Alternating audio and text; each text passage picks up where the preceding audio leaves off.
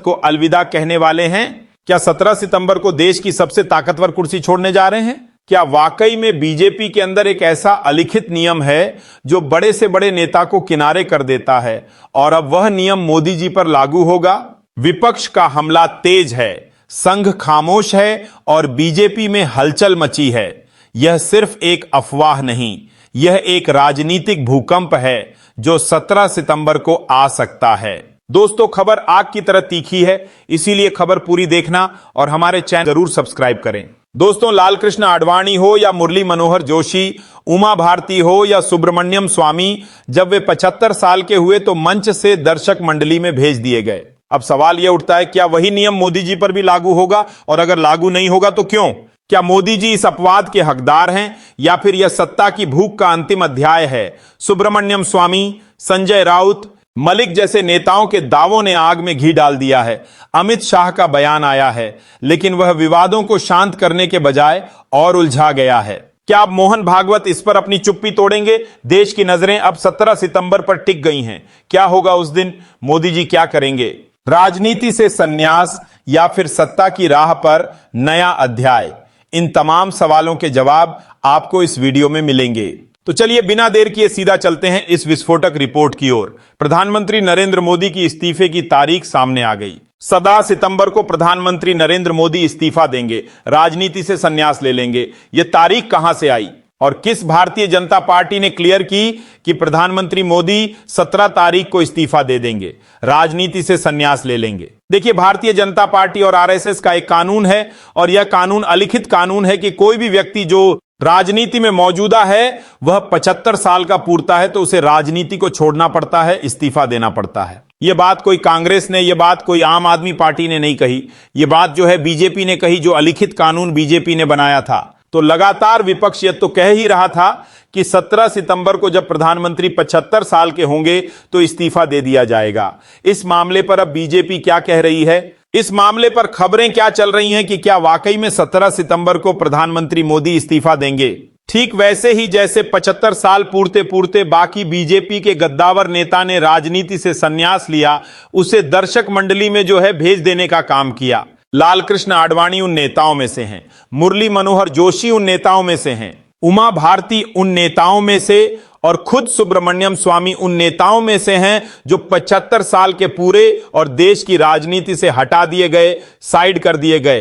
क्योंकि यह अलिखित कानून बीजेपी का, यह अलिखित कानून आरएसएस का कानून है। इसको लेकर क्योंकि प्रधानमंत्री ये कह लें कि अगले 2 महीने बाद जो है 75 साल के पूर्व जाएंगे। 17 सितंबर इनका जन्मदिन है और अगले 2 महीने के बाद जब 75 साल के पूरेंगे तो क्या पीएम जो है हमारे वह इस्तीफा देने जा रहे हैं? इसको लेकर बीजेपी ने, इसको लेकर अमित शाह ने भी बयान दे दिया। अमित शाह का क्या बयान है, बीजेपी का क्या बयान है और क्या खबरें इसको लेकर चल रही है, और उन खबरों पर एक नजर डालते हैं ताकि आप भी समझ जाएंगे कि क्या वाकई में प्रधानमंत्री जो हैं बाकी नेताओं के पद चिन्हों पर चलते हुए 75 साल में राजनीति से हट जाएंगे, इस्तीफा देंगे। नैतिकता तो यही कहती है, क्योंकि यह कानून स्वयं प्रधानमंत्री नरेंद्र मोदी ने बनाया है और नैतिकता के आधार पर जब प्रधानमंत्री मोदी का यह कानून है कि सबको हटा दिया जाए, तो क्या नैतिकता को निभाते हुए प्रधानमंत्री स्वयं भी हटेंगे, नहीं हटेंगे, यह तो तय करेगा वक्त। लेकिन खबरें क्या चल रही हैं इसको लेकर, और अमित शाह ने क्या बयान दिया इस मामले पर? वाह, क्या प्रधानमंत्री इस्तीफा देंगे? क्या